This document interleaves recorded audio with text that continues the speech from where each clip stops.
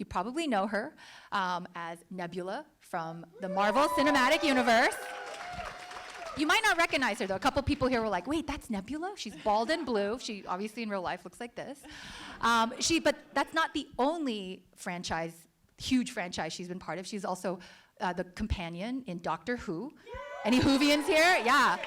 A franchise that has been running since 1963. And then she was also the star of Jumanji, which is, I think every kid reads that book. Sorry? And yes, that's right. Ruby Roundhouse.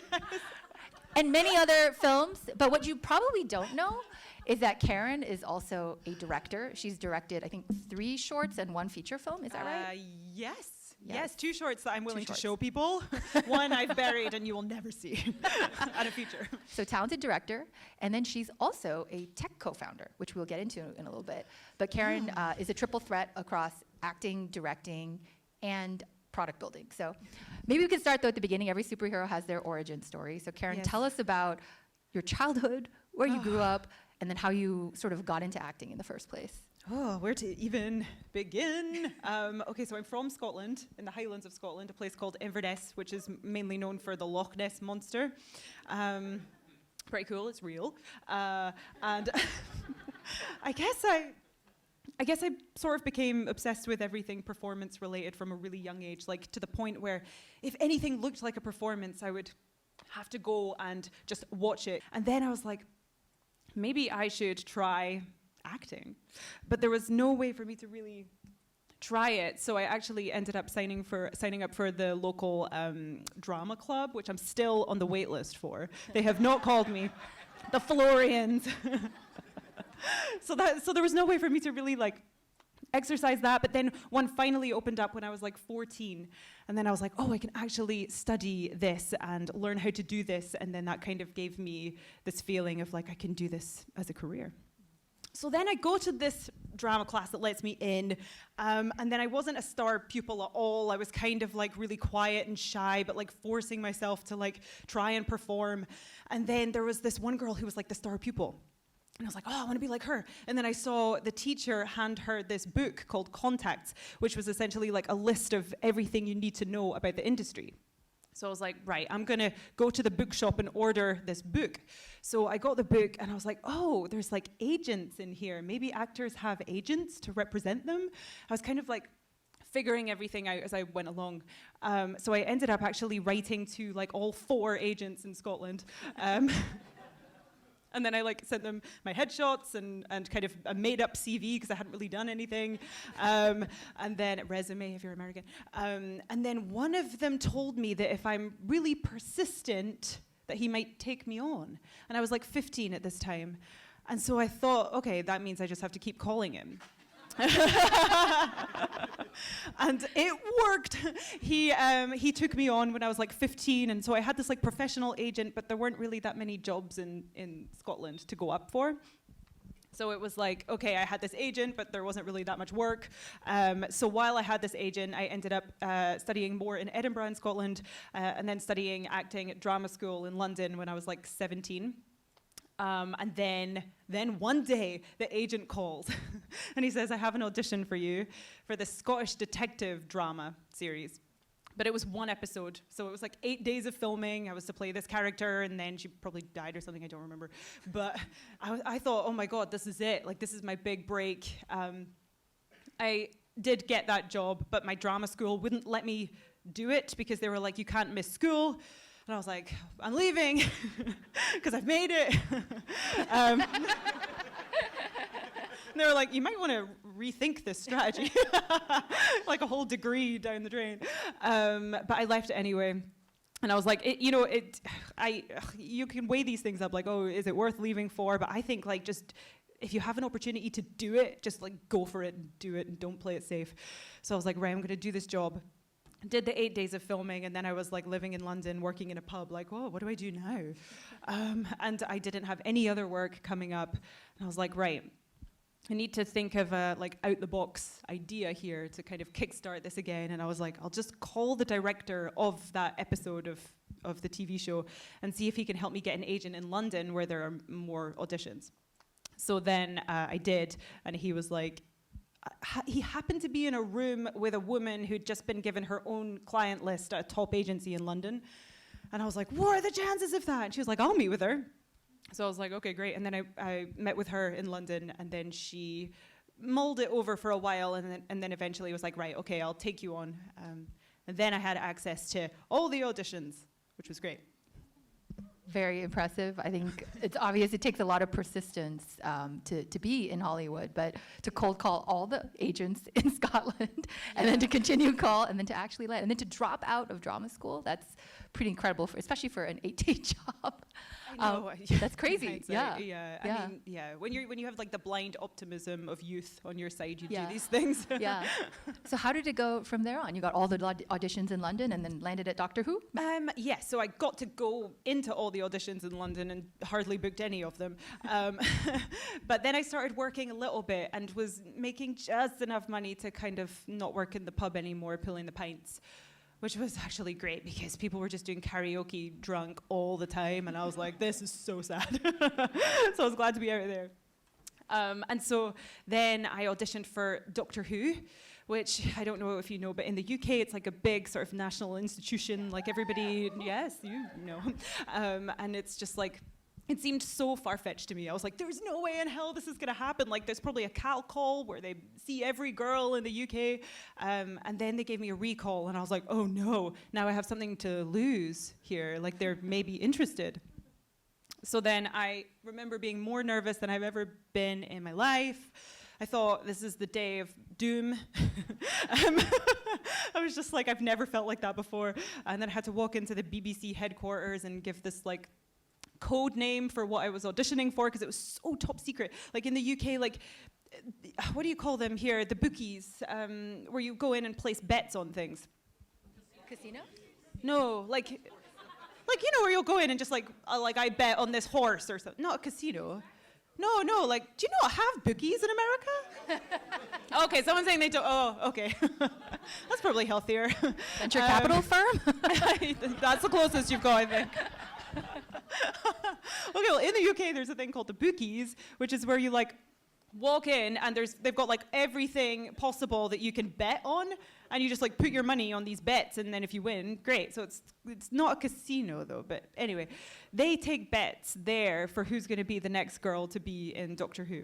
So it's like, big deal. Why was I even talking about this? I think I was trying to sort of get across that it's like really far-fetched and people top are really secret. Yeah. So you have to keep it top secret so that people don't, get all their money in the bets. But yeah, so I had to give this code name Panic Moon, which is an anagram of companion. Fun. Because she's the Doctor's companion. And then I went in, and I think I was the last to go in, and I read with Matt Smith, who was the Doctor. He'd just been cast. And it wasn't as scary once I started reading with him, actually. And I was like, oh, okay. This is it. Because right before it, I thought I was going to die, but I didn't die. And then, which was great. And then a few hours later, they told me I had gotten it, and that just felt like truly, it's to this day like the biggest moment of my life, where I just like dropped to my knees and like thanked the heavens, which I've never done before in my life. Don't know where that came from. It was the best. Did you know from the chemistry read that it was working? Like, did you have a feeling about it? Yeah, I did, because it definitely was working. There was chemistry there, and also all of the producers and everyone stood up and hugged me at the end of the audition. Which I was like, that's just sadistic if I don't get it. But also I didn't have that much to compare it to. I was like, maybe they always do this. So I don't know, it seemed so far-fetched, but at the same time I was like, I can't imagine not getting this. So it was a weird mix. Yeah. It's funny because I think I read a story online about the audition process, and someone almost didn't want to call you back because it said they thought you were wee and dumpy. Yeah, and that's like British speak, but that doesn't sound very good. Small and it's completely wrong. Maybe talk a little bit about what it was like, though, to work on such a precious franchise, right? Like this is a show that's been running since 1963. It's got 5 decades of fandom. I think your character, Amy Pond, was sort of like a real companion. Like, as, very much a strong character, independent-minded. I think there were people who loved Amy, and there were some people who were like, she's like, I want her to be lesser than, I don't know, there were just, it's hard to step into something where there's such strong fandom. What did that feel like? Were you checking the reviews all the time? Did it affect your acting? Was it like, did it cross into your personal life? Oh, that's an interesting question. I didn't know any differently. Yeah. So, and I've done a few things after that also have established fandoms. Yep. So I sort of just think that's normal. And then I'll do an indie film and like people don't really care. And I'm like, what? You're not like passionate about every choice I'm making about this character and everything I'm going to do with it? So it's kind of interesting to adjust. But like at the time, I just, again, was really like delusionally confident about that sort of stuff. Like if it was now, I think I would be like quivering about it because people are so passionate and they care about what you're going to do with it and they don't want you to ruin it for them. And I didn't want to ruin it for them. But just, I think being like 21, it was just this thing of like not really acknowledging the stakes. But now I would be terrified. Yeah. Sometimes naivete is like a blessing. Yeah, exactly. Yeah, yeah. But then in my personal life, my life changed overnight the minute the news was announced that I'd gotten that role. Like someone from the BBC came up to my house in Scotland to tell my parents about it. And then they pressed a button on their phone and then it was on our TV screen on the news, like this girl's gonna play the companion. And then there was journalists at our door like an hour later. Wow. And it was just like, what has just happened? Yeah, it was wild. Yeah, crazy. So that was your first really big break, a huge one. Yeah. Then you stepped into the Marvel Cinematic Universe and you went from TV to film to 50-year franchise to, I don't know, I think Marvel is like now 18 or 15 years. It's still a pretty huge franchise and really, really global. Tell us about the process of landing Nebula in Guardians of the Galaxy. So my agents called me and they were like, are you willing to shave your head? And I was like, what for? And they said, for Marvel. And I was like, yeah. And then I was like, okay, what's this process going to be? And they were like, it's a cattle call audition. Like everybody's going to go in, so it was also quite far-fetched. But I happened to be in London during the time of auditions, and so I went in. Actually, this is interesting. I went in and I read for the part, and then the UK casting director did not submit my tape to James Gunn, the director of the film. They were like, no, not making the cut. And I was like, I didn't know about this, but like, James told me afterwards that he was submitted a short list of auditions and was like, nah, it's not really the vibe I'm looking for, and was like scrolling through all the tapes. And he was like, is that the girl from Doctor Who? I'll just click on that. And then he was like, oh yeah, that's the vibe that I'm looking for Nebula. So then I got to go in and meet him and do another audition and met his dog, so cute. And then that was really scary, but that was it. They were filming that in London, so I was in the studio, and then he like took me into this room and showed me all the storyboards for the entire movie. Wow. Which again, I thought that I would be sadistic if I don't get this. But there was like 3 people in the running at that time, so it wasn't like a surefire thing. Yeah. But it was so cool, just like everything was so planned out, and he had like models for all the spaceships and everything. I was like, oh, whoa, this is wild, and it felt like a big American film with the golf carts in the studio, you know? It's like so Hollywood. So I was like, oh, I've got to get this. And then I got to screen test. So that was like the big one where you go in and they put you in the makeup and you're reading with a real actor and they're filming it on real cameras, and it feels like a day of work rather than an audition necessarily. So I went in, they got me blue, put a bald cap on me, and then I had to read, and I remember the girl reading with me was so nervous and shaking that it made me like totally lose my nerves, because I was like, I'm just going to take care of you, which was actually helpful for me, actually. Yeah. And then I started crying during the audition, which was okay, because it kind of made sense. in the scene, sort of. But I think that that's maybe where like the vulnerability of Nebula, the character, began, because she was quite sort of, she was sadistic and tormented and angry, but that screen test was really vulnerable and emotional. And I think that's where the seed was planted for where she was going to go, is my guess. And then what happened? Oh yeah, then I had to do the most embarrassing thing I've ever done in my life, which was they basically taught me this fight sequence to see how I would move. And I had to fight the air, like no one was there. I had to do kicks and punches and like, rah! It was awful. It was really, really, really bad. But I committed to it, but like I can't kick higher than this, and like I'm like a little better now because they've trained me with like the best people in the world to get me to a normal standard. So just imagine what I was like back then. But somehow I managed to book the role regardless of the terrible fighting. I think I'm better with verbal gymnastics rather than real ones. Yeah. So I don't know. Thank you. That's a pretty epic story. You know, I remember I was actually at Comic-Con the year that they announced Guardian of the Galaxy, and I think that trailer, personally, I think it is one of the best trailers of all time. So we're in Hall H, 7,000 nerds.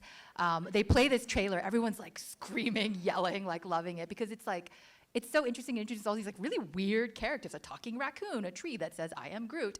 And that's the only thing he ever says for 10 years. And then it moves into the song Hooked on a Feeling. And it's just like it's just a really beautiful piece of art, actually. And then all the cast came out, you came out, everyone knows you from Doctor Who. You have these beautiful long red hair. And then in the middle of it, she's like, "I'm Nebula," and pulls off the wig. And she's totally bald underneath. And that was probably one of the most memorable moments of all of Comic-Con, that all the ones I've ever been to, was you just like ripping off your wig, and it was so gleeful. Yeah, I was so excited to do that. Yeah. Oh.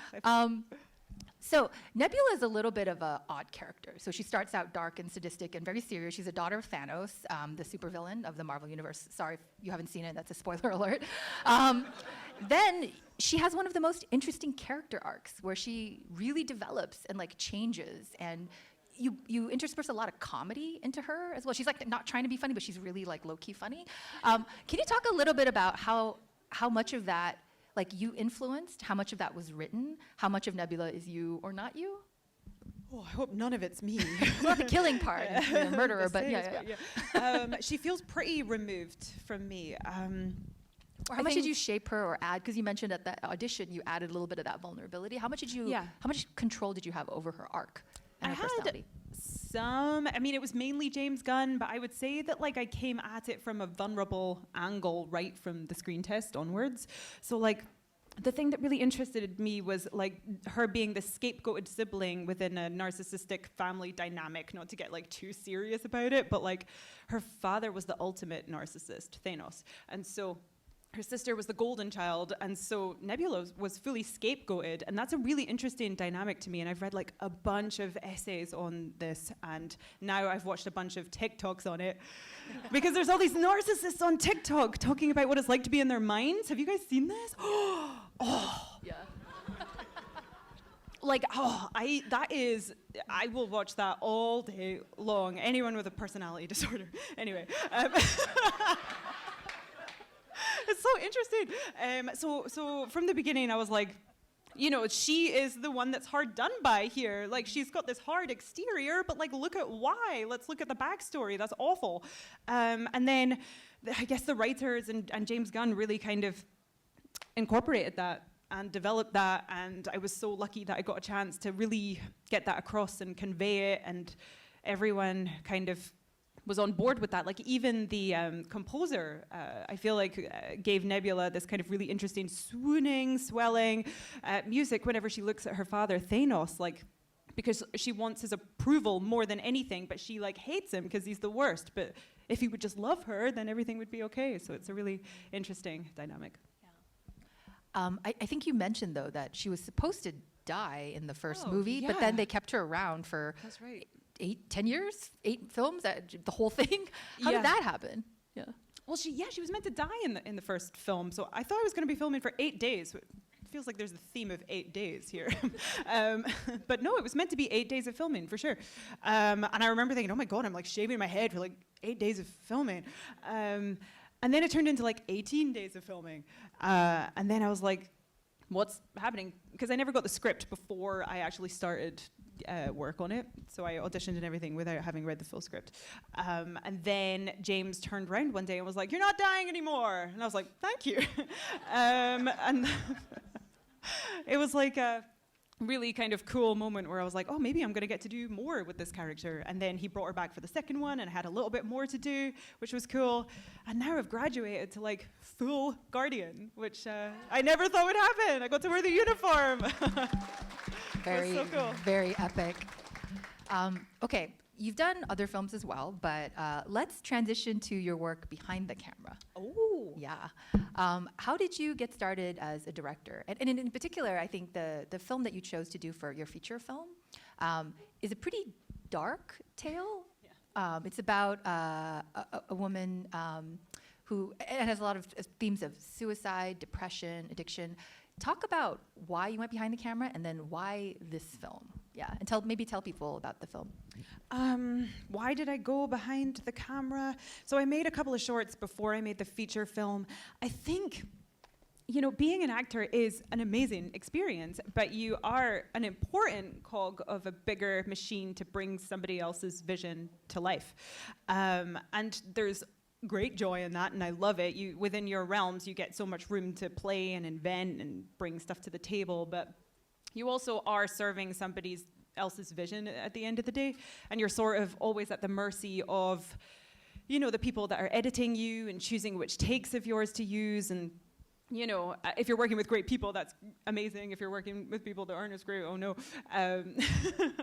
But it's like, I think the sort of idea of getting to be the person with the vision and just like have this kernel of an idea and then see it through all the way to releasing it out into the world seemed so exciting to me.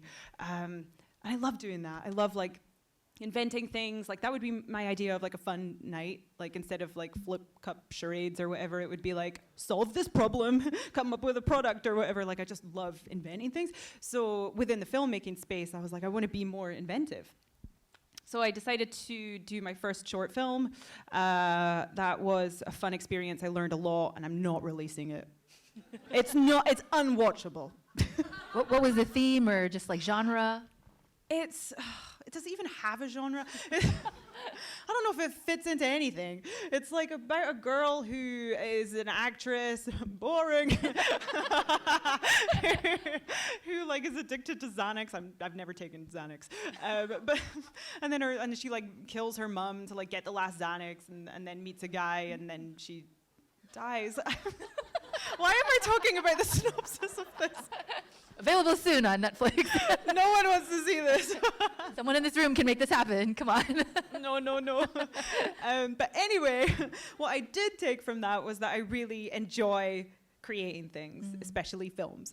And so then I made a second short film that I'm way more proud of about a girl on the convention circuit. She also dies at the end of that one. I like horror films. I'm not like, you know, I like the genre of horror. So then I was like, right, I really enjoy doing this. I have to make a feature. So I decided to set it in my hometown, Inverness, where there's actually a really high suicide rate among young men. And that has always been really disconcerting. And it's an idyllic place to live. And I was like, why is this happening in this beautiful place with a good quality of life? So I decided to kind of explore that in the film. So the themes are all over the film. And yeah, it was a great experience and I loved it and it felt so natural actually. Like I always see directors kind of like rubbing their eyes every time you ask them a question because they've got so much on their minds. So I was expecting to like just be absolutely out of it. But I did rub my eyes every time someone spoke to me. But I was like, this isn't as bad as it looks. Is there any directors out there like, yeah, they know what I'm talking about. Oh, there's one. Well, for your first feature film, though, it was award nominated and has 80% on Rotten Tomatoes, which is pretty damn good. Hey, Patrick. And shout out to Patrick. That is still the main way I decide Yes. whether or not to watch Get movies. that up to It's the best 85. rating. Come on, you can do it. Yeah, come on. You know how this works. Just kidding. That's not how it works.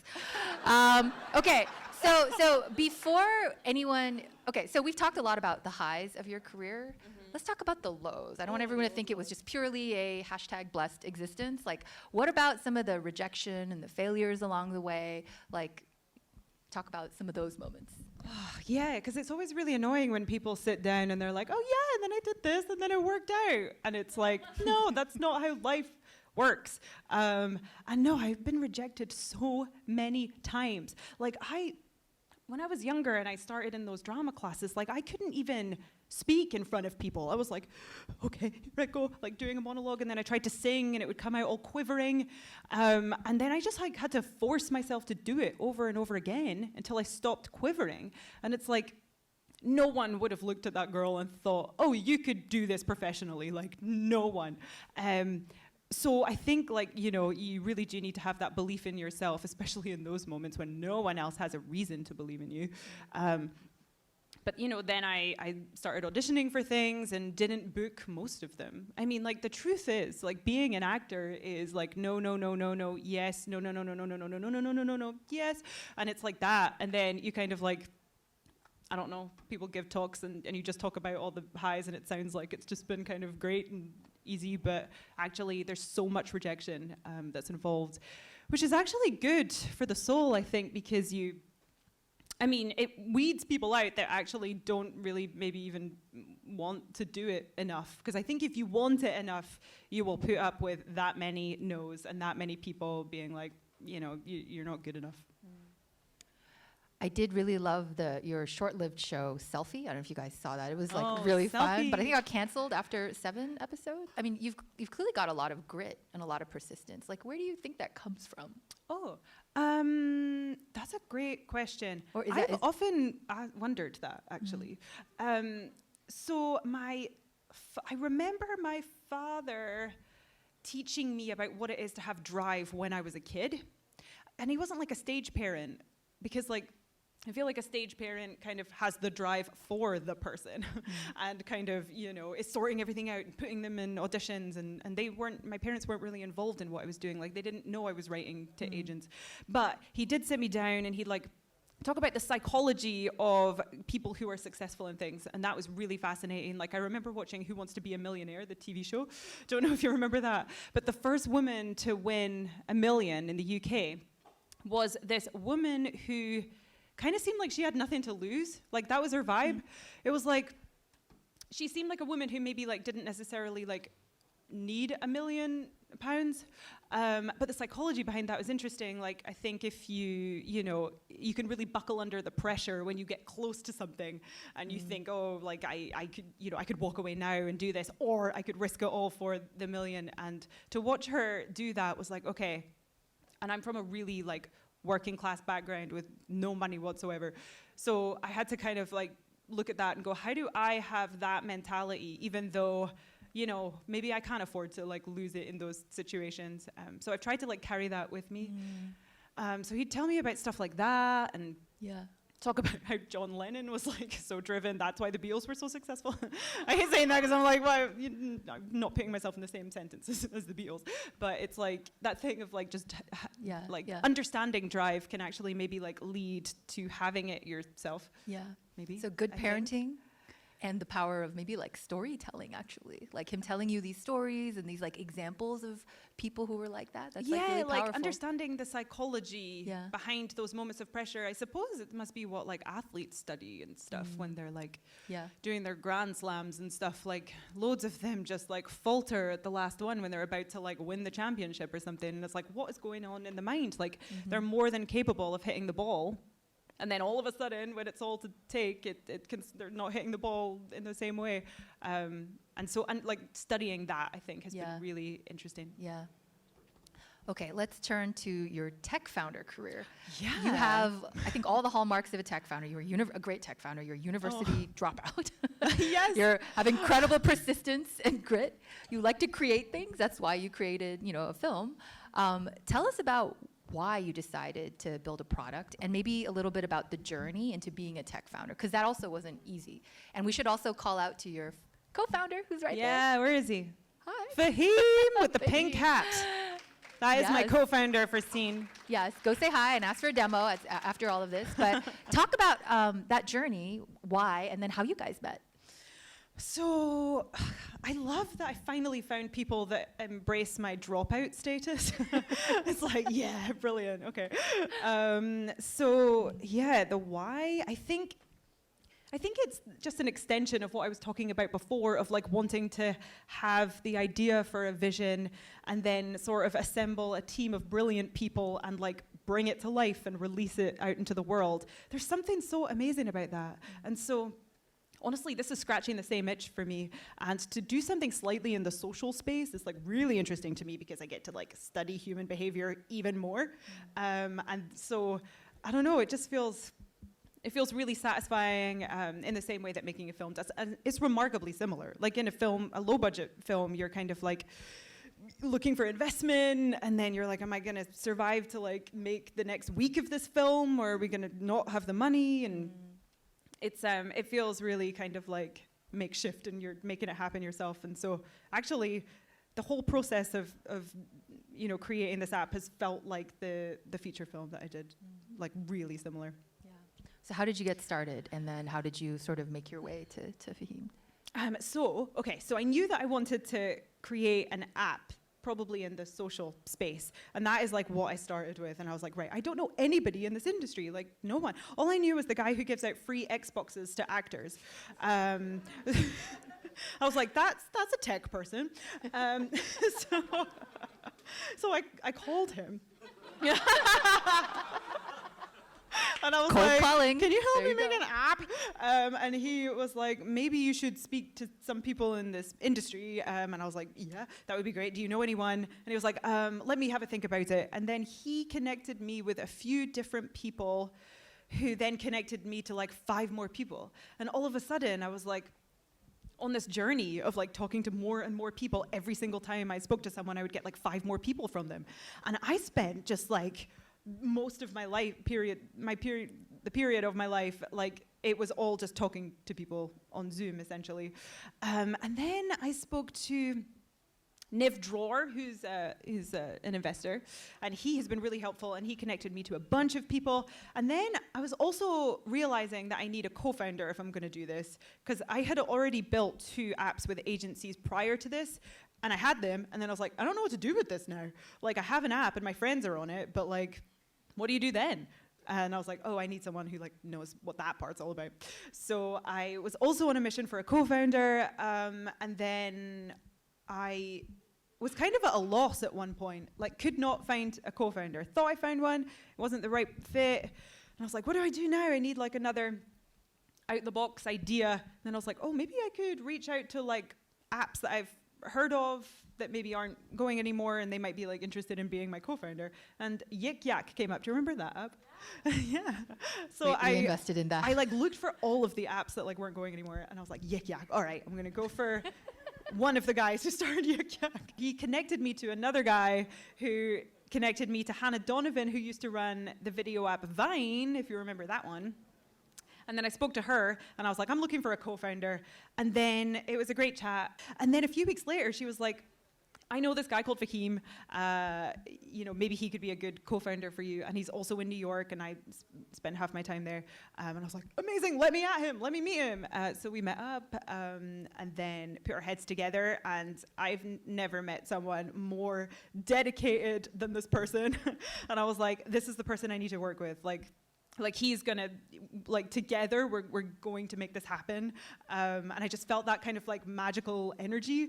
And so, yeah, we've been on it ever since. Yeah. But it's interesting, cold calling and networking and just being persistent plays a role in like all of your trajectories. Yeah. Maybe, do want to, yeah, I know you're a good cold caller, like a really good one. It's like actually wild. You sort of realize that no one's asking you to do anything, really. Yeah. You just have to like, go out there and like make people want you to do that thing. Yeah. Maybe just what's the quick TLDR on Scene? What is it, and when can we have it? Ooh, okay, I'll give you like a little snippet, and then also we can do like, if you're interested, find Faheem or me, and we can do like a little demo for you afterwards or something. But like the overall vision is to kind of bring you closer to the important people in your life, and we sort of feel like video is the best way to do that. And so what we're doing is removing all friction from video messaging to kind of create the most simple, easy to use video messaging app ever. That's it. Stay tuned. What should they follow on Instagram to check out that? Or do you can follow behind the scenes on TikTok and Instagram, and yeah, you'll see some interesting content and then me running around with a Furby for no reason. Stay tuned. Wait, before we go into networking mode and everyone hanging out and having the delicious drink and food outside, you've got a bunch of tech people, you've got a bunch of Hollywood people. You're someone who's crossed over. Any advice to folks here for networking, meeting, like how to cross over? I guess the moral of all of my stories is just reach out to people and put it out into the universe that this is what you want to do. And it really results in things if you're just willing to put yourself out there and be slightly vulnerable. So I would just say, start talking to each other like right now, tonight. Do it. All right. Thank you. Thank you so much. Yeah.